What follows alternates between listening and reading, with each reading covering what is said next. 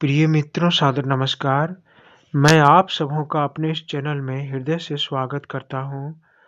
आशा करता हूँ कि आप सभी स्वस्थ और कुशल हों।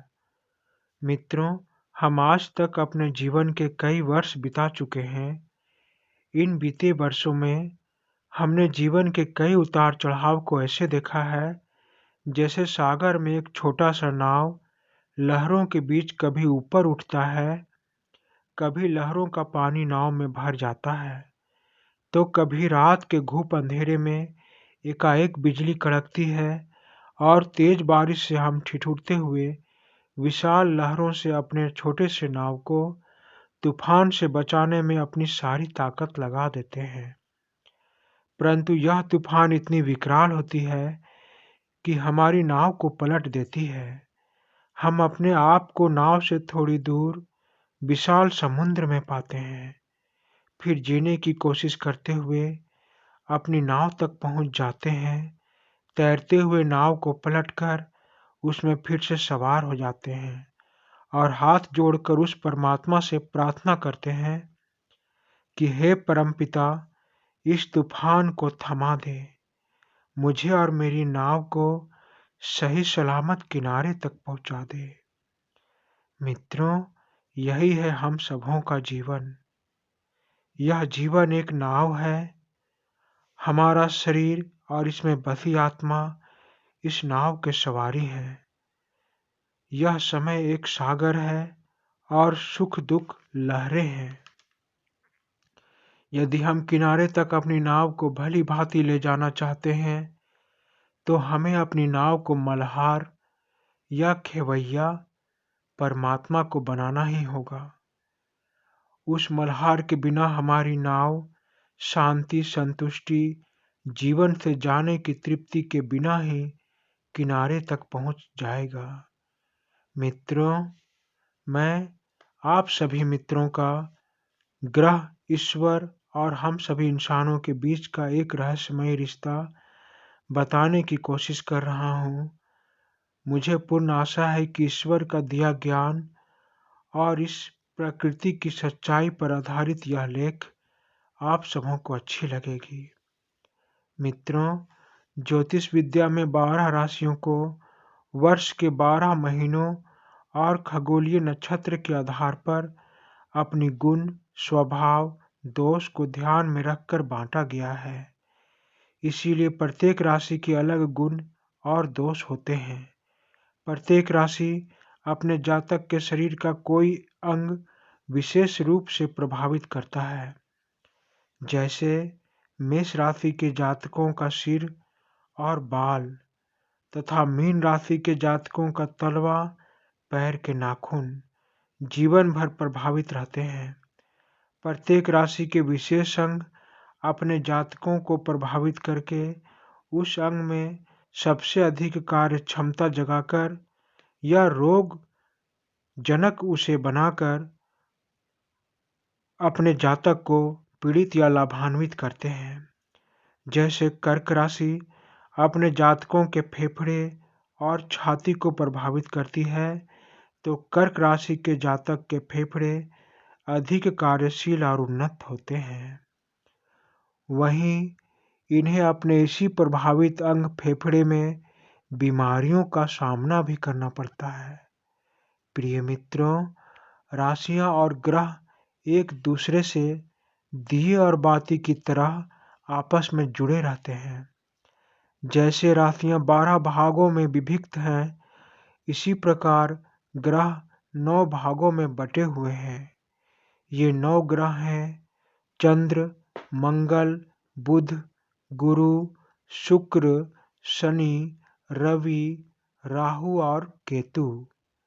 इन 9 ग्रहों में केवल 7 ग्रह 12 राशियों के स्वामी बनकर अपने अपने राशियों को शुभ और अशुभ प्रभाव प्रदान करते हैं और शेष बचे 2 ग्रह राहु और केतु किसी राशि के स्वामी तो नहीं होते, परंतु सभी 12 राशियों को अच्छे और बुरे प्रभाव देते रहते हैं।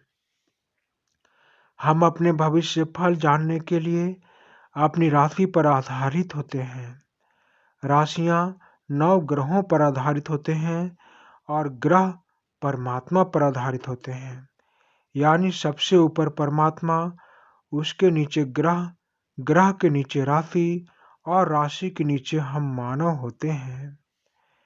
प्रिय मित्रों, हम मानव तो एक सूक्ष्म किरदार होते हैं। यह संसार एक कला मंच है और इस कला मंच के हम इंसान एक मामूली से पात्र होते हैं। हम पात्रों को एक क्षण आगे क्या होने वाला है यह भी ज्ञात नहीं होता। हम पात्र बस अपने मन में आने वाले समय का एक योजना ही बना सकते हैं। इस संसार रूपी कला मंच के एक ही निर्देशक और निर्माता परम शक्तिशाली परमात्मा होते हैं। उसी निर्देशक और निर्माता के सह निर्देशक या आदेश पालक ग्रह होते हैं। जो ग्रह जिस राशि के स्वामी होते हैं, यह स्वामी ना भी हो, परंतु यदि ग्रह राशि के शुभ स्थिति में बैठे हैं तो जातक को शुभ फल और यदि अशुभ स्थिति में विराजमान है तो उस राशि के जातक को थोड़ा परेशान होना पड़ता है। इसीलिए कहा गया है कि राशियां हम मानवों की एक स्पष्ट आईना होती है, जो हम अपने भविष्य या आने वाले समय से अनभिज्ञ मानव को दिशा निर्देशित करती है। अब हमें यह तय करना है कि हम अपने भविष्य फल को जानकर सावधानी से इस संसार रूपी रंगमंच में अपना कदम बढ़ाएं या अज्ञानी होकर मनुष्य योनि में जन्म लेने का उद्देश्य भुलाकर एक पशु के समान केवल अपनी भूख मिटाने के लिए अपना जीवन जिएं। हम मनुष्य रूपी सूक्ष्म पात्र को मानव योनि में जन्म लेने के बाद अपने जीवन में किन कर्मों को करना चाहिए और ईश्वर हम अनजान पात्र से क्या चाहते हैं, उन्होंने हमें इस संसार रूपी रंगमंच में किस उद्देश्य, किस कार्य और किस परीक्षा को देने के लिए भेजा है, यह बताने के लिए स्वयं परमात्मा की बताई गई वाणी से बना एक ग्रंथ है, जिस ग्रंथ का नाम है श्रीमद् भगवद गीता। यदि हम मनुष्य इस ग्रंथ में लिखे एक एक वाणी को अपने जीवन में उतार सकें तो सभी ग्रह हमारे मित्र बनकर हमें सहजतापूर्वक मोक्ष के द्वार तक ले जाएंगे। लेकिन हम बुद्धिमान मनुष्य जो देखते हैं उसी पर विश्वास करते हैं, जो नहीं दिखता हम उस पर विश्वास नहीं करते। लेकिन हम यह भूल जाते हैं कि जो प्राण, वायु, हवा हमें दिखाई नहीं देता, उसका इस संसार में सबसे अधिक अस्तित्व है। हवा के बिना कुछ क्षण भी जीना असंभव है। इसी हवा के समान प्राणदाता, सुखदाता, मोक्षदाता परमात्मा होते हैं, जो भले ही हमें दिखाई ना दे, परंतु हमारे जन्म से पहले इस सृष्टि, प्रकृति के जन्म से पहले उनका अस्तित्व था और हमारे बाद भी उनका अस्तित्व रहेगा। यही ज्ञान देने का प्रयास ग्रह हमारे राशियों में विराजमान होकर हमें सुख और दुख का परिचय कराते हैं।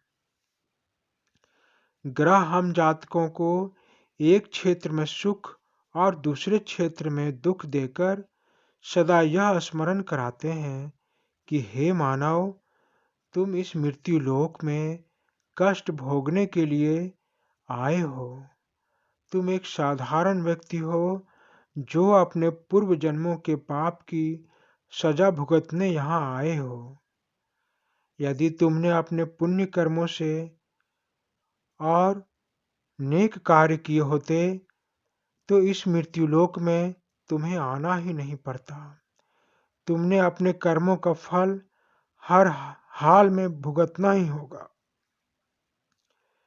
इसीलिए अपने सभी पाप और लिए गए कर्ज को इसी जन्म में उतार लो, अन्यथा हे साधारण मानव, तुम्हें अपने बचे हुए शेष पाप और कर्ज को उतारने दोबारा इस मृत्युलोक में आना ही पड़ेगा। धन्यवाद मित्रों, धन्यवाद।